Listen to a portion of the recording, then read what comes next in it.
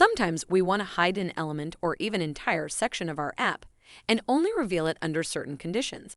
In this tutorial, I will show you how.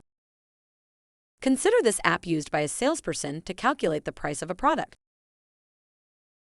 There is a section dedicated to applying a loyalty discount. We want the section to be hidden from sight and revealed to the user only when this checkbox above is activated. So, how do we make this happen? Let's go to the app editor. In the editor, we first identify the fields for which we want to change visibility settings. In our case, we would like these elements to be revealed only in certain circumstances. Let's edit the first element. Go to Visibility and Disabled Editors. Here, we need to specify the condition under which our field is visible. We want the field to be visible only when our checkbox, Discount Applicable, is set to True. Now, all that is left is to do the same thing for our other element.